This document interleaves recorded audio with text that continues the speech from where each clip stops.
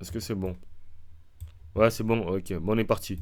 Bon, la vidéo, c'est les sportifs de haut niveau souvent en bas revenu. Bon, ça, c'est un truc qui est souvent. Qui est souvent. Qui est souvent. On parle souvent de ça dans, on parle souvent de ça dans les sports. Tu vois, il y a des sports qui payent pas beaucoup, surtout l'athlétisme. L'athlétisme, ça paye vraiment, vraiment pas beaucoup. Même au poste de basket, même en N3, tu peux gagner mieux que des athlètes pro à l'athlète, tu vois. L'athlète, c'est vraiment un sport Prêt. Hop. qui est compétitif. Peu importe la météo, David Sombé s'entraîne tous les jours. L'athlète de 24 ans va courir aux Jeux Olympiques dans l'équipe de relais 4x400 mètres. Il y a 1 an et demi, David a décidé de quitter son travail de déménageur pour se consacrer entièrement au sport. Donc, il était déménageur. Ouais. Le pari, Déménageur pour l'instant, et- ça a l'air plutôt payant. Donc on continue sur cette lancée. Et puis voilà, ça me dégage beaucoup de temps. Ça m'a permis de me professionnaliser dans la pratique, passer en entraînement bi-quotidien. Et puis voilà, ça m'évite tout simplement de faire une journée de chantier et le soir de venir sur la piste et ton corps il en peut plus quoi. Ah ouais, c'est sûr. Pour viser l'or, il faut de l'argent. Un sponsor, des subventions et un soutien de la fédération d'athlétisme. Au total, David Sombé gagne 1 200 € par mois. Mais en 2023, il se blesse, la fédération ne lui verse plus rien. L'ironie du sport. Ouais, c'est une dinguerie, hein. Il gagne 1 200 € par mois, les gars. Pour un athlète, wesh, vous imaginez? Vous imaginez, c'est un athlète JO et il gagne que 1 200 € par mois. C'est un truc de ouf. C'est un truc de ouf. T'es un athlète au JO, tu gagnes que 1 200, wesh. C'était grâce à Macron les médailles? Pourquoi il a fait quoi Macron? Il a dit ça, ouais? Dans un documentaire, dans quoi il a dit ça? Tu vas faire les Grave, courses, t'es hein. obligé de regarder ton compte sans arrêt, tu vois. Parce que t'as pas de versement, parce que t'es derrière Pôle emploi, parce que, tu vois. Et tu te dis, en fait, tu fais tous les sacrifices qu'il faut.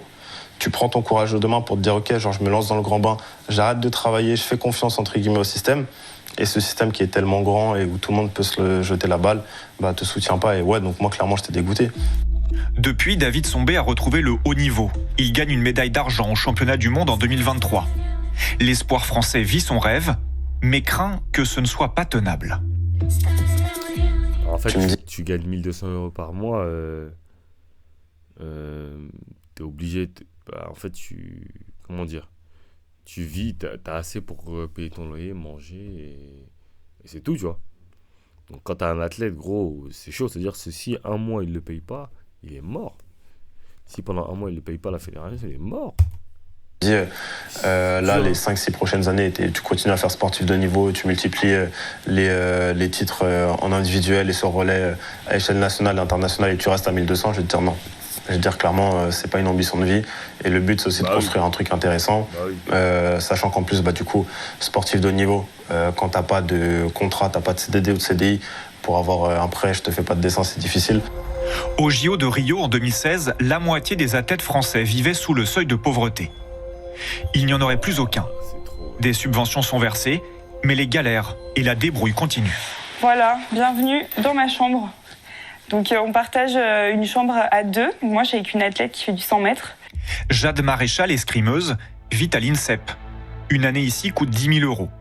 70% sont pris en charge par la fédération, mais d'autres coûts s'additionnent aux frais de formation. C'est 20 000 € une saison d'escrime en compétition. Tout ça, c'est des dépenses que j'aurais dû, moi, sortir. Donc pourquoi, enfin, je sais qu'il y a certains athlètes qui sont obligés de faire un emprunt.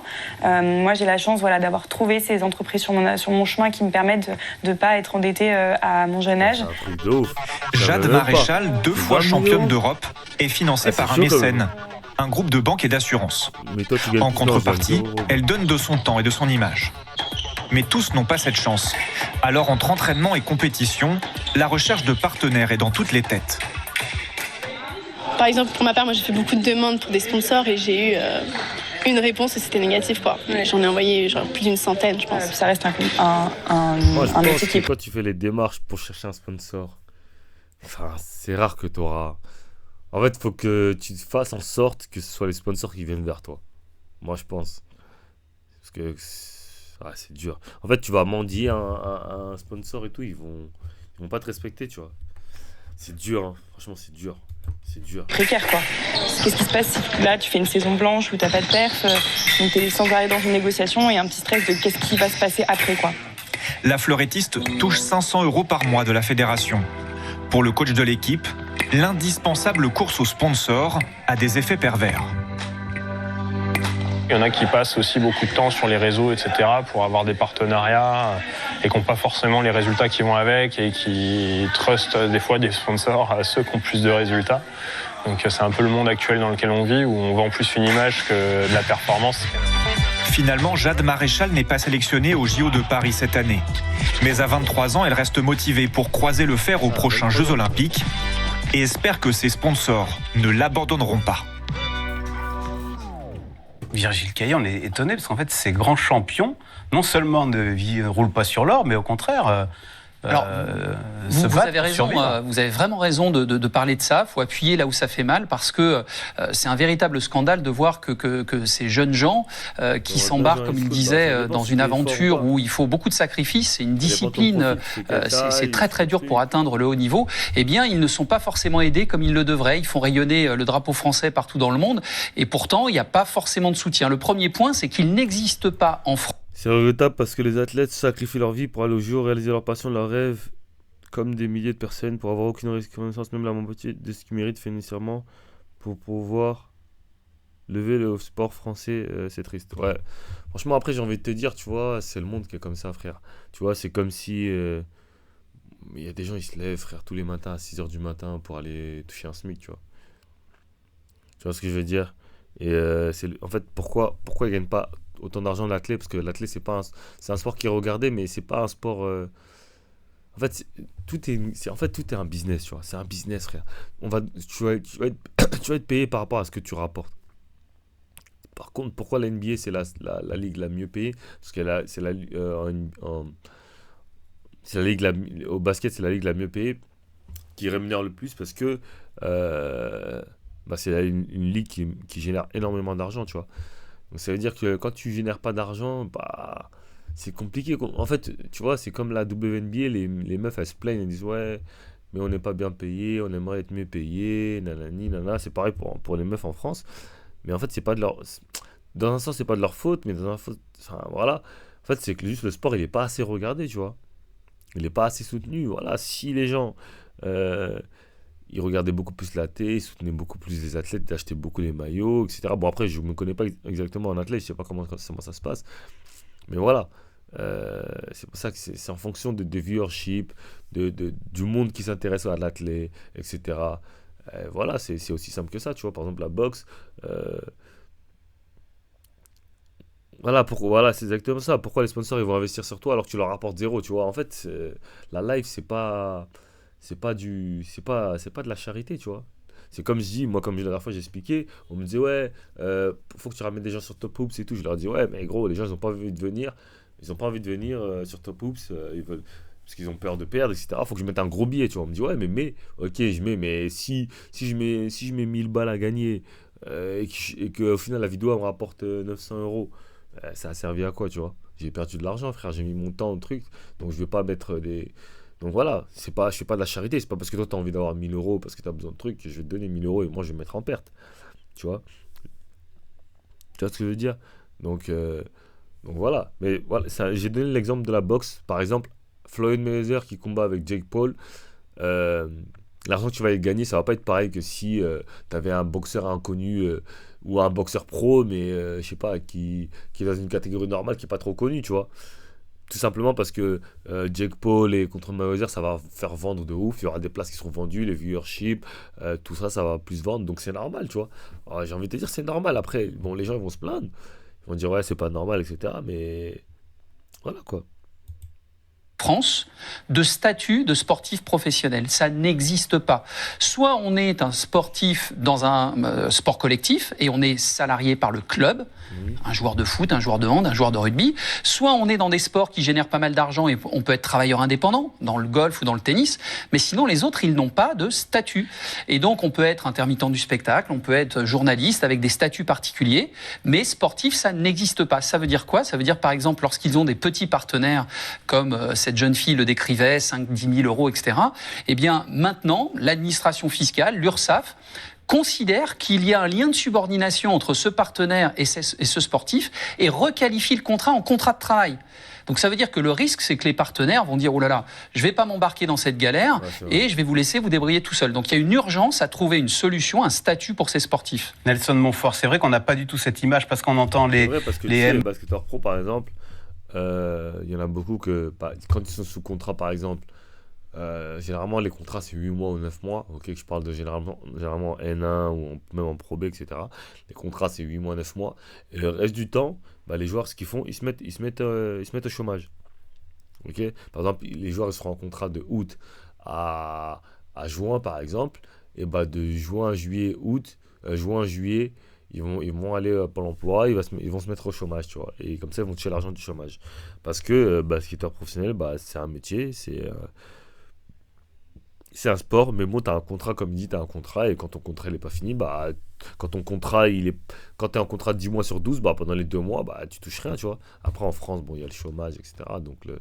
Donc voilà, mais c'est du business à la fin. Gagner des millions et des millions d'euros, ou les stars du basket qui sont présents d'ailleurs, les stars du basket. Je vais aller au fond de ma pensée, nous en parlions un petit peu avec Yves avant l'émission. Moi, je ne suis pas un très grand fanat de ces sportifs milliardaires qui viennent participer aux Jeux Olympiques. Je ne suis pas un très grand fanat de l'équipe. Il y en a là ? Vous plaisantez, il y en a énorément. Non, l'équipe Dream Team. Milliardaire, non. Millionnaire, oui, mais milliardaire, non. Parce qu'il a dit milliardaire, non ? Je ne suis pas un très grand fanat de l'équipe. Il y en a là ? Vous plaisantez, il y en a énormément. Pas du tout cette image parce qu'on entend les Mbappé gagner des millions et des millions d'euros, ou les stars du basket qui sont présents d'ailleurs, les stars du basket. Je vais aller au fond de ma pensée, nous en parlions un petit peu avec Yves avant l'émission. Moi, je ne suis pas un très grand fanat de ces sportifs milliardaires qui viennent par... Déjà, il dit n'importe quoi. Il dit sportif milliardaire, il n'y a que LeBron qui est milliardaire dans les sportifs. C'est le seul. Dans toute l'équipe de Team USA, il sait c'est quoi milliard ? Je sais pas si il sait ce que c'est milliardaire. Il n'y a que LeBron qui est milliardaire. Donc, aux Jeux Olympiques. Je ne suis pas un très grand fanat de l'équipe. Il y en a là ? Vous plaisantez, il y en a énormément. L'équipe Dream Team, déjà ce mot de Dream Team, je le trouve assez prétentieux. L'équipe. Tu vois, ça c'est un hater. Voilà, lui, voilà, c'est un hater des States. Ok, lui, il déteste les States. J'ai pas encore fini son truc, il déteste les States. Il déteste les Américains, il déteste leur mentalité, il déteste... il déteste tout. Il déteste les States. Ok ? Il déteste les States, tout simplement, il déteste les States. Il dit n'importe quoi, il a aucune connaissance de ce qui se passe, il va dire n'importe quoi. Il a dit j'aime pas ce mot de Dream Team, je trouve que c'est prétentieux. C'est même pas eux qui sont donné ce surnom de Dream Team. Qu'est-ce qu'il raconte ? Vas-y, on va l'écouter. De basket américain qui ne loge pas au village olympique. Ah, il ne loge pas avec les autres. Au village olympique, non. Pensez bien que c'est des gens qui... Mais c'est normal, frère. Ils vont loger au village olympique avec des lits en carton. Mais il est au courant qu'il n'y a aucune équipe de basket qui loge au village olympique. Hein. Et t'imagines qu'il y a LeBron, Curry, Durant qui dort au village olympique. Mais qu'est-ce qu'il raconte, ce mec ? En mode LeBron, il va dormir sur un lit en carton de même pas 1m80. Il est con, quoi. Pourquoi il parle de sujet ? Est-ce que moi je suis là, je parle de tennis ? Après, il parle de basket. Tais-toi, ma gueule, wesh. Qui loge dans les hôtels. Tu vois, ça, par exemple, ça, c'est l'un des comportements qui m'énerve le plus, tu vois. Juste, tu vois, ça, c'est... Je vous dis toujours, ça, c'est la hate. Ça, c'est de la... En fait, c'est au fin fond de son cœur. Il hate, il déteste les Américains. Je sais pas pourquoi. Je sais pas. Mais il est en train de mentir. Mentir, mensonge sur mensonge. Et Et je suis sûr qu'il y a des gens sur les commentaires qui vont y croire. Parce qu'il y a des gens qui savent pas, tu vois. Nous, on sait comment ça se passe, mais il y a des gens qui savent pas. Ils vont dire, ah ouais, les Américains font les stars, hein, ils veulent pas dormir au village olympique, ils veulent dormir dans leur propre hôtel, ils veulent pas dormir sur l'île, nanana. Qu'est-ce que tu racontes? 4 ou 5 étoiles, je connais un directeur d'hôtel parisien qui reçoit certains athlètes de grand renom. Et c'est là, les Jeux Olympiques, c'est une seule et même épreuve, c'est une seule et même famille. Qu'est-ce qu'on demande? On demande 16 jours ensemble, on ne demande pas 4 ans ensemble, on demande 16 jours ensemble. Et je trouve que ce mélange, il y a quelque chose qui me plaît. Écoutez... Les gars, est-ce que quelqu'un sait si l'équipe de France, elle loge? Je pense pas que l'équipe de France, elle loge au village olympique. Attendez. Je pense pas, même l'équipe de France, je pense pas qu'il loge. Gobert, il va pas. C'est pas un sport. Équipe de France basket. JO. Logement.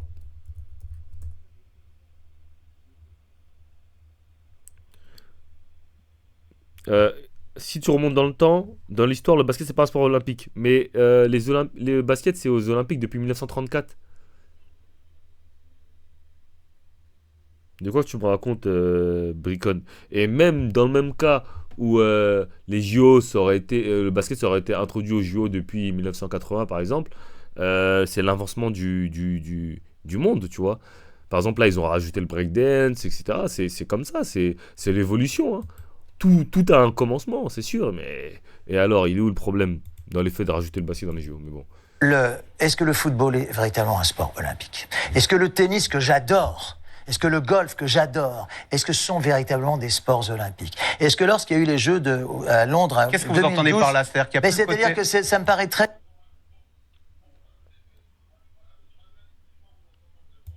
difficile de mélanger des personnes, des kayakistes, des gens qui font de l'aviron, de l'escrime, comme on vient de le voir il y a 2 minutes dans ce reportage, pour lesquels les Jeux Olympiques représentent une sorte de Graal, une sorte de rêve, etc. Je veux même aller au bout. Mais pour les Américains aussi, c'est un truc de ouf, les Jeux Olympiques. Justement, les Jeux Olympiques, c'est la seule compétition qu'ils prennent au sérieux, surtout les Américains, en termes de jeux internationaux. La Coupe du Monde, ils s'en foutent. Les Jeux Olympiques, c'est le seul truc qu'ils prennent au sérieux. Après, bon... Je veux comprendre que si, peut-être, parce que lui, il m'a l'air un peu vieux, si dans la base, ok, dans son éthique, ou dans son, je sais pas, dans quoi, mais en gros, en fait, je vois à peu près ce qu'il veut dire en gros, de base, peut-être qu'après moi je sais pas, parce que j'étais pas né à cette époque, mais peut-être de base que les sports olympiques c'est juste le kayak, l'escrime, etc. Mais le monde évolue, c'est un business, hein. On va pas rester bloqué sur les règles de 1900, je sais pas combien. Donc voilà, c'est... Au bout de ma pensée, prendre un selfie avec un autre athlète donc beaucoup plus connu que soi, ça me gêne. Ça me gêne. Alors peut-être suis-je naïf, peut-être suis-je... mais au bout de ma pensée, prendre un selfie avec un autre athlète donc beaucoup plus connu que soi, ça me gêne. Ça me gêne. Alors peut-être suis-je naïf, peut-être suis-je trop idéaliste. Exactement. Mais les Jeux Olympiques, c'est une famille, et on demande à cette famille de... Toi, t'es qui? Lui, il est qui pour ce qu'il vient de dire là, c'est qui lui pour dire ça? Les Jeux Olympiques, c'est une famille, je sais pas quoi. T'es qui toi pour dire ça? T'es qui? T'es même pas un athlète, mon frère, qu'est-ce qu'il raconte? Rester ensemble pendant 16 jours et d'être dans les mêmes... Non, on n'est pas obligé de rester ensemble pendant 16 jours. Oui, ceux qui n'ont pas d'argent, ils vont tous au village olympique, mais je suis désolé, des mecs qui sont millionnaires, qui coûtent 42 millions, ils n'ont pas allé au village olympique. Ils n'ont pas allé, même l'équipe de France, ils ne dorment pas au village olympique. Qu'est-ce qu'ils racontent? Conditions. Yves Tréhard. Je partage tout à fait l'avis de Nelson, et je pense que d'ailleurs, ça est en train de changer. Mais c'est vrai que les Jeux Olympiques, au début, c'était beaucoup l'athlétisme, l'athlétisme qui était le sport roi. Et 1200 euros par mois. Beaucoup de disciplines qu'on découvrait. Mais c'est pas de leur faute. C'est Nelson Montfort. En tout cas, il dit n'importe quoi, que ce soit Macron, que ce soit qui, je me dis rien à foutre. Si un mec qui dit n'importe quoi, il dit n'importe quoi. Et là, il est en train de dire n'importe quoi. Je vais aller voir quand même qui c'est. Là, en tout cas, il est en train de dire n'importe quoi. C'est un journaliste. C'est un journaliste. C'est même pas un sportif. Donc, c'est juste un animateur journaliste. Et en plus, c'est un Américain. Voilà, je vois pas. Il a 71 ans et en fait, il est vieux jeu. En fait, il est vieux. Ok, je comprends mieux sa mentalité d'hater. D'ailleurs, à l'occasion où... Et du tout, Kick Bron, c'est quelqu'un, ça veut rien dire. qu'on suivait avec attention à l'occasion des Jeux Olympiques, l'escrime, la natation, choses comme ça, si vous voulez. Mais c'est vrai que c'est assez baroque de l'olympisme. Normalement, c'est amateur, justement, d'ailleurs, hein, de voir des sportifs milliardaires ou millionnaires qui peuvent partager. Et il y a un sportif qui me l'a dit récemment, c'est Michel Platini que j'ai rencontré. Il m'a dit, mais qu'est-ce que le foot a à faire dans les Jeux Olympiques? Il a rien à y faire. Et lui qui avait fait les Jeux Olympiques en 1976, je crois, à Montréal, et qui a porté d'ailleurs la flamme à Albertville à la demande du gouvernement français. Mais s'ils veulent que le foot, c'est quelque chose à faire aux Jeux Olympiques, bah, qu'ils interdisent la règle des moins de 23 là, ou je sais pas quoi. Et là, vous verrez que l'intérêt pour les Jeux Olympiques, pour le foot, il deviendra moindre. Grave bien. C'est comme pour les... Quand les Américains, ils envoyaient que les lycéens, après quand que les collégiens, enfin les universités, je dis collégiens parce qu'au States on dit college, mais bref, mais compris. Quand ils ont commencé à envoyer les pros à partir de 1992, c'est là que l'intérêt pour les JO a vraiment commencé avec la Dream Team qui arrive en 1992 et qui détruit tout le monde. Mais vous voyez, il avait raison. Today, I am going to go over the best crash out moments of all time. Ah, la vidéo est terminée. Ah, dommage. Non, c'est pas terminé. Yves Tréhard. Je partage tout à fait l'avis. Vous voulez. Mais c'est vrai que c'est assez baroque de l'olympisme. Normalement, c'est amateur, justement, d'ailleurs. Ok. Ah, ils ont pas mis de... Pourquoi ils désactivent les commentaires? Ils désactivent toujours les commentaires? C'est dommage, j'aurais bien aimé avoir l'avis des gens. Bon, après, peut-être que c'est... Les Anglais s'en souviennent. Peut-être que c'est là. Mais c'était intéressant, en tout cas, leur mini-doc. Je vais voir s'il n'y a pas une suite. Non, je pense pas. Non, mais c'était intéressant, en tout cas. C'était intéressant. La folie des grandeurs. Ok, ça c'est le... Ça doit être le truc en entier. Je vais juste voir s'il y a une suite dans à ce qu'ils disent, en fait. Représenté pour un responsable. Total, c'est pas bien. Incroyable choix de Riyad Mahrez. Non, il n'y a pas de suite. Surveillance. Ok, bon, c'est pas grave. C'est pas grave. En tout cas,